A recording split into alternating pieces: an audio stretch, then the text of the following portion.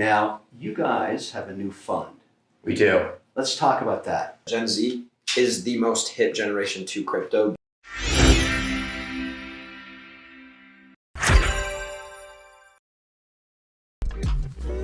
All right, so it's Marshall, Mr. Wonderful, Josh, and Ben. And we're all here to talk about multiple things, but mostly about investing. Now, you guys have a new fund. We do. Let's talk about that. What is the purpose of the fund? Sure. And I thought that the purpose of our talk today was just to talk about how great denim shirts are and how good Ben and I look in them. I think I look spectacular. I think you. Yeah, but I mean, we coordinated. We got the text messages going this morning. So, in all seriousness, so we started Animal Capital back in March, and So the fund is called Animal Capital. Yep. yeah. And Is there a reason? Sometimes the name says a lot about the mission. it might be a better question for Josh. So Josh, you can tell me if I'm misspeaking here. Yeah, right? of course. I think it's really the idea of an animal just aligned with our hustle. That there's nothing that we will not do to find a way to work harder and to work smarter. Yeah. And then like the animal either We're hunting really, for those investments, right? That- It's like the investments are our prey and we're the predator. So no matter what's gonna happen, we're gonna be the animal that finds out. That's exactly right. Whether we're hunting for LPs in our fund, or we're hunting for things to invest in, or hunting for ways to drive value for our founders, like that's I what we have do. to admit, I see a lot of fund names. I talk to a lot of fund managers. I've never heard of Animal Capital. It's a great name. Thank you. Uh, Thank you. Just out of interest, do you own animalcapital.com? We own animalcapital.com and we own the name Animal Capital, period. That's very important. We really started this fund out of interest in people aligning with our investment strategy. Josh was nice enough to want to work with me about a year ago, a little bit more than that now. People were offering Josh and some of his housemates and Michael Grew and our other business partner equity in these young businesses where they really, Well, that fits because Michael is an animal. I know Michael. that's a fact. See, there's multiple reasons, right? It's not just one. It was called animal for like at least 4 or Now 5. I really get it. Yeah. But If it was just Michael, it'd be called Predator Capital. But we, they were getting offered equity in all sorts of things. Like, so, really what's going on here is Josh is such a huge player in the influencer space. Every guy and his dog is coming after you to get an endorsement, right? Yeah. So If you're going to endorse something, why don't you own it? exactly. That was our strategy. It really became, we want to own everything we touch. We want a piece of everything we're involved in. And then when we were going to start investing, we realized the value of ourselves in the advisory shares as well. And then we were bringing people like Marshall to really help us out on that side. And that kind of became our game plan when we were going in and investing in these companies, is being able to be everyone's best friend, being able to provide so much value and really getting to also have the advisory side as well to help out our. Let's talk about the criteria. Yeah. Because that's really what matters. You look at it through the same filter every time. of course. Okay, so hit me.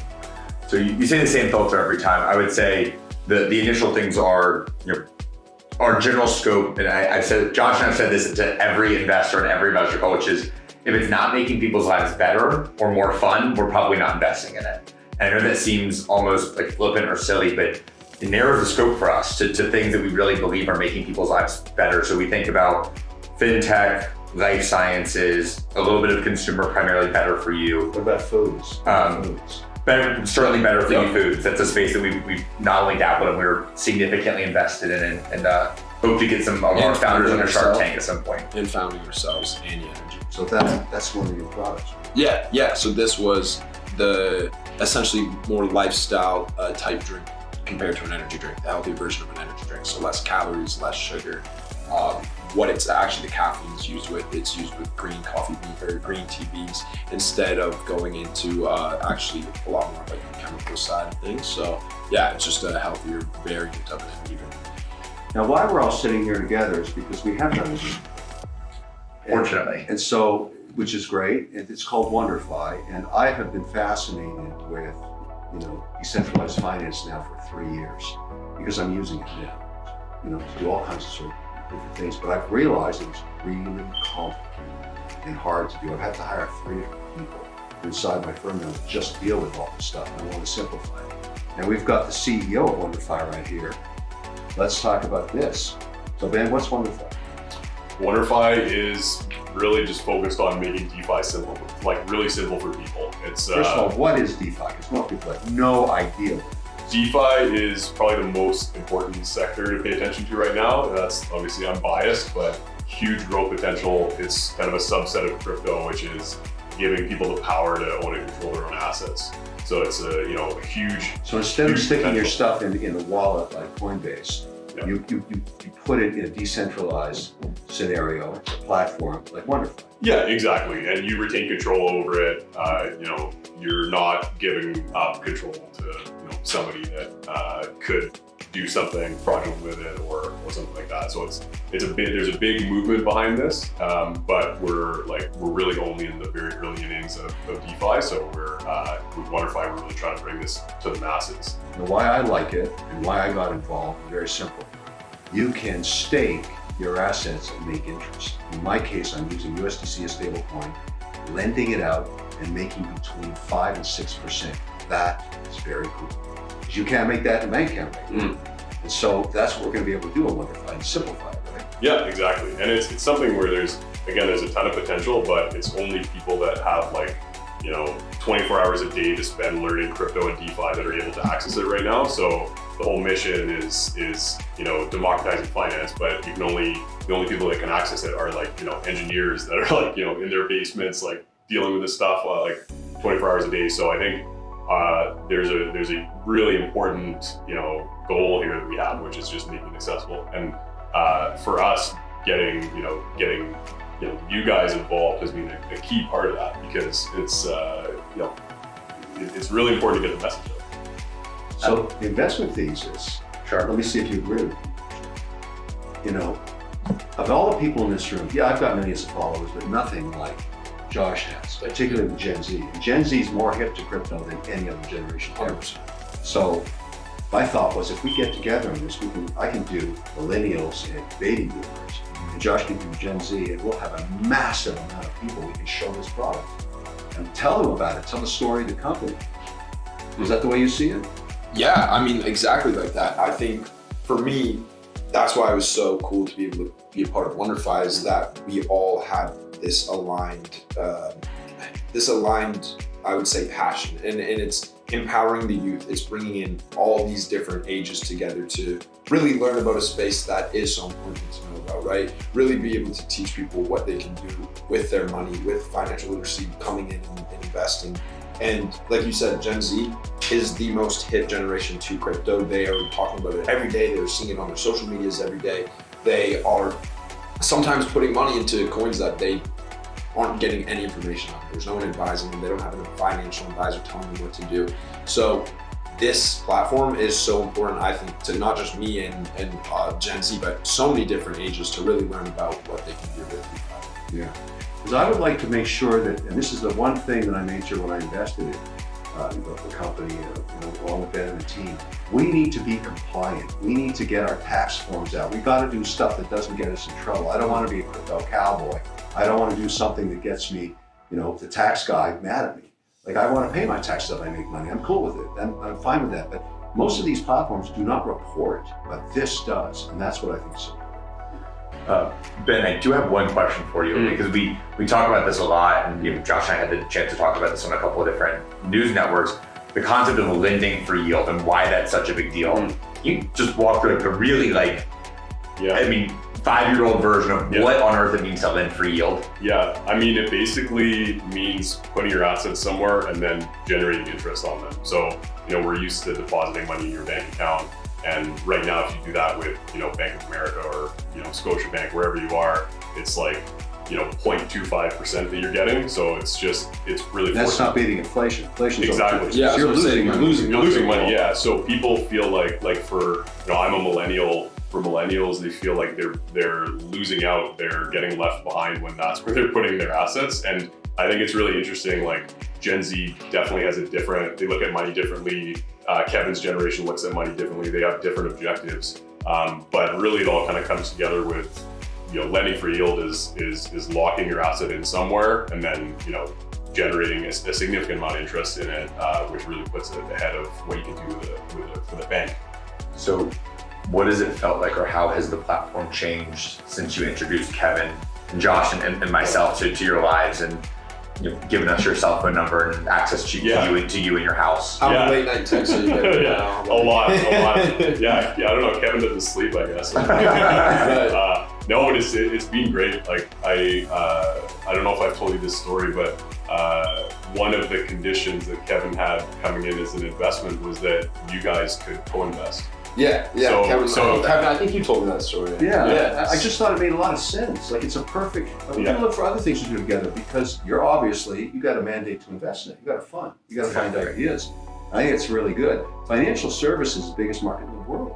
But let's talk about what did happen. You took it public. This company trades on the neon. We took it public, but just on your question, like I think what it's done is it's kind of changed my perspective on how different demographics look at finance. Because again, Josh has, you guys have such a good lens on Gen Z and what the needs and desires are and issues, and Kevin's audience is more kind of traditional investment community, and there's all these.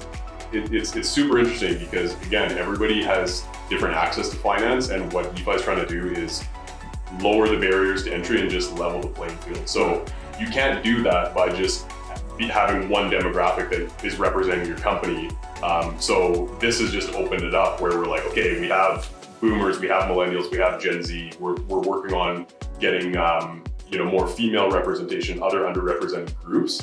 So that's really cool. I think that's like the driving force, like the fire behind kind of what we're doing. So super excited for that. What really got me was my daughter was listening to a podcast I was doing with one of the crypto guys, the Pomp. He's legendary. Space. I know Pomp. And I'm talking to Pomp about how complicated it was just to set up my first staking in USDC, owning my first USDC up there. It was like mind-numbing hard. Yeah. I mean, it was brutal. And my daughter heard it, Savannah, she's in New York, and said, Dad, I want to do the same thing. I want interest off my cash in the bank account. How do I do this? And I said, I don't know how to do it. I had to hire guys to do it. And the whole idea of WonderFi is that she's going to be able to download it and do it and be compliant and everything else. That's all, making this something, democratizing it and making it something the consumer can use is the whole mission.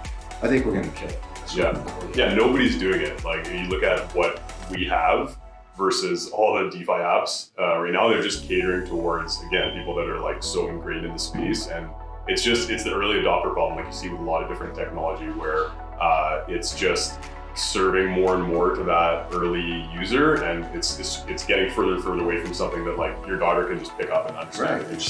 But it's not adapting to try to obtain new users. No, it's not. It's just serving that, like, there's more demand. That existing fan base. Exactly. I know it sounds silly, but it really feels to me the same way that now you see like 2-year-olds at the dinner table with the iPad and they know what they're doing, and you see them swiping or like pausing a video, and like, I mean, even Josh and I didn't know how to do that at the dinner table. It's the exact same thing with this. Like when you think about your savings account, and you think about the way that you're going to make money and save for the future. We're just trying to teach people that level of, in the back of my brain, when I turn 18 or I'm going to college, this is what I'm going to do. I'm heading my WonderFi account, and this is going to be the way that I begin to build that real base for the rest of my life. It should just be like a second nature, like it just exactly. Type thing. So I think with Josh and our job is to get people to try it. That's it. Just try it. That's the key. So if you're listening to this and you haven't downloaded WonderFi yet, do it. What are you doing? Come on. Exactly. Try it. I mean, learn something. It's real easy, and start making interest on your money, which is really, I think, kind of paramount to long-term investing. Where you want to go with your career, Josh? Why are you an investor anyways? You were just a dude on TikTok. I think for investing, why it was so cool to me was just being a part of the future, like having that responsibility and really that power at the same time to know, like, I'm going to be involved in decisions at the next Amazon and at the next Uber and be a part of this business world for a really, really long time. You're taking care of your own future, because one day you will be 65, and you got to have something in the bank. I know. I gotta make sure I'm able to feed my family and buy my mom a house when she retires, and make sure my younger siblings are set for life. Like that's setting with investing. That's going to be able to set myself up for exponential, like just growing. You can't do it unless you invest. That's the key. You got to learn how to do it. And the way you guys are doing this with the fund, like from a founder's perspective, is amazing, because you just get more bought in. Like you were talking about the equity versus kind of like the other paid promotion stuff, and it's way different when you're a founder. Like I've worked with paid promoters before, and it's much more like one and done. And you don't have the buy-in on like the long-term mission and objective. So it's not authentic. It's not authentic. Yeah, exactly. It's it like isn't at all. you're representing this, and so I mean, you guys obviously get that. That's why you structured like your fund like that. But it's really great from like a company's perspective. It's honestly even a step further, because I've talked to a lot of venture businesses that it's a random founder in Chicago, and they've got one friend who's got a friend that has 2 million followers on your subscribers on YouTube or on TikTok or whatever, and they want to just offer them something for free. The fact that founders see us and they say, this is a thoughtful decision that they're making with some of the most powerful people in the world. Yeah. I mean, the founders of Netflix and Android and Tinder are investors in our business. Is that plus everything else that we do to sort of like affect the outcome for you? Well, it says long term. That's exactly right. Yeah. It's not just churn and burn. It's Exactly. long term. I mean, I think people are starting to smell BS with this influencer just paying for them. I mean, Right. It's Well, there's a way to do it. There's a way to do it, right? I think that the creators oftentimes know what their audience likes and what they don't like, right? And then you're gonna see the creators that are gonna go and sell out for the deals, and then you're gonna see some that don't. But the people that don't, they're gonna ones that are gonna achieve that long-term wealth. For the people that do sell it for the brand deal, you might have a couple dollars in your bank account for a while, but unless you're going and investing that money and using that, you're gonna end up drying out. Yeah, I really think it has to be transparent. You know, I do endorsement deals, but I have to be using the product. I got to eat my own cooking. I'm very, very selective. I'm a spokesperson for stuff like Start Engine, which is equity crowdfunding, but I also become a shareholder. FTX, same thing, shareholder, and paid spokesperson for Tom Brady. I didn't know Tom was into crypto, but it turns out his wife is, Giselle, so that's how we do that deal.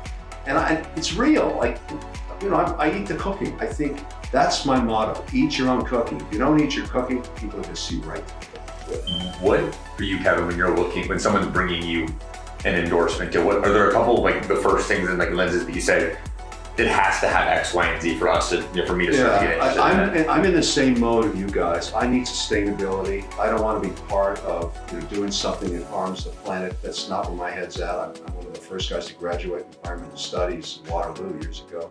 The first cohort, because I'm into that stuff, because I believe customers of products that know you have a mission become loyal because they want to support the mission. It's good for business. It's not just some BS advertising. That's number one. And I also think I get sent a lot of products, same like you guys do. I recently got sent a beverage. I'm in the wine business, so somebody sent me something that wasn't wine, and I tried it. It tasted like shit. And I thought I would never, ever endorse this crap.